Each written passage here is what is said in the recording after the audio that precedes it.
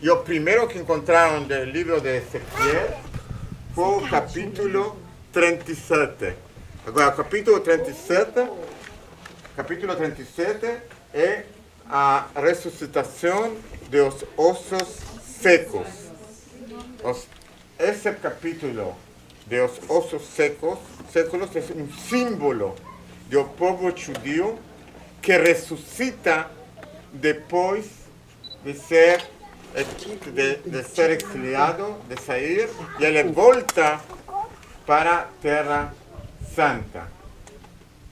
Não pode pensar que é um milagre, que como o primeiro que encontraram os escavadores judeus, depois de 2000 anos, esse capítulo, de todos os capítulos, de cenas de capítulos da Bíblia, o primeiro capítulo que encontraram é o capítulo sobre os ossos secos que ressuscitam, que é um símbolo do povo judeu que ressuscita. Uma experiência, eu escutei arqueólogos que escavaram acá, quando chegaram a isso, pessoas que não são religiosas, que não são crentes, ainda não são crentes, eles pensaram, como pode ser uma coisa assim de tudo isso? Chegamos aqui, o primeiro que encontramos é esse capítulo. Se não é um milagre de Deus, nós sabemos que é um milagre de Deus. Você? Ele falou que eu ia falar. Existem umas coincidências muito grandes entre Massada e o Holocausto. Nós sabemos que Ezequiel 37, para aqueles que não conhecem o texto, fala de uma visão de Ezequiel quando o Espírito de Deus o leva a um vale de ossos sequíssimos. E ele diz para Ezequiel, pode haver vida nesses ossos? E Ezequiel diz assim, Senhor, tu sabes. Ezequiel não acreditava que pudesse haver vida naqueles ossos. E Deus disse, profetiza sobre os ossos. E Ezequiel, conforme a palavra de Deus, ele começa a profetizar.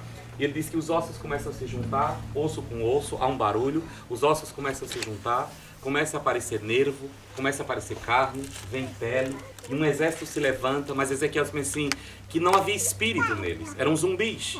Era um povo, uma multidão, mas que faltava espírito. Aí ele diz, filho do homem, agora profetiza o espírito, que venha dos 4 cantos do céu, o espírito.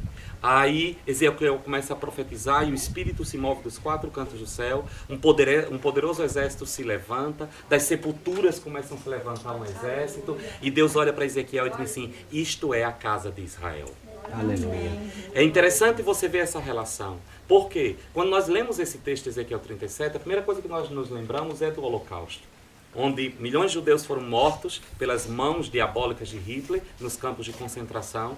E Massada, hoje eu vim saber, eu não sabia, que também numa festa de Páscoa, a relação que existe entre Massada e o Holocausto, a Páscoa.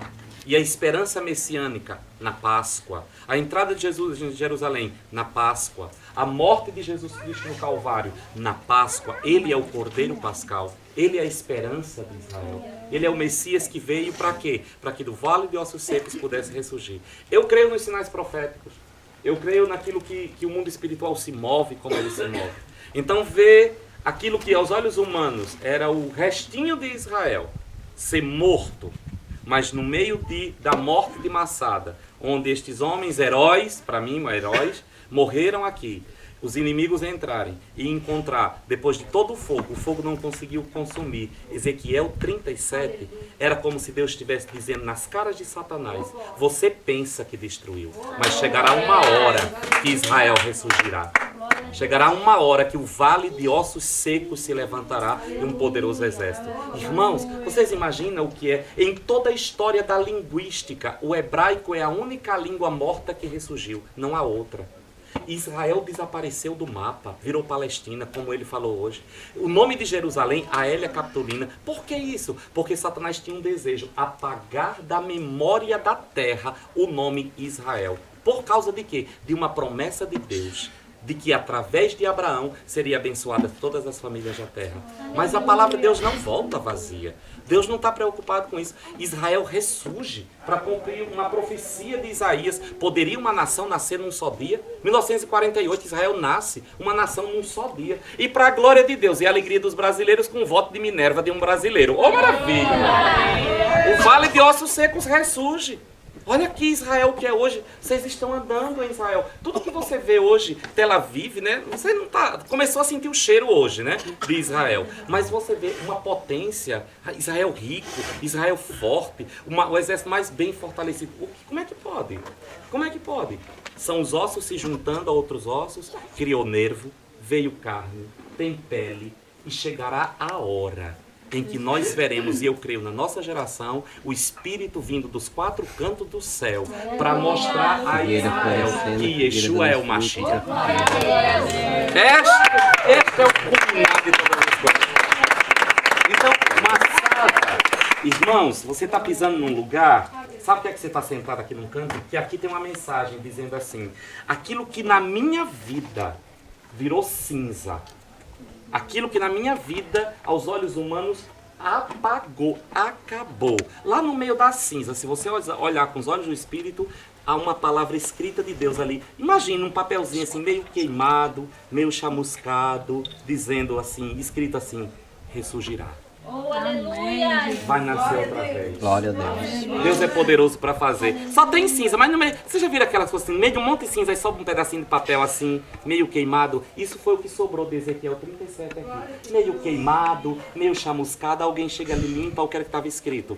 Um exército se levantando do vale de ossos secos. Então Massada traz essa mensagem para nós. Sabe? De que a promessa de Deus não depende de circunstâncias humanas. E que a promessa de Deus vai muito além daquilo que o mundo, o diabo, as pessoas, as circunstâncias possam fazer na nossa vida. Porque o que prometeu é poderoso para cumprir. Isso é Massada. Cadê?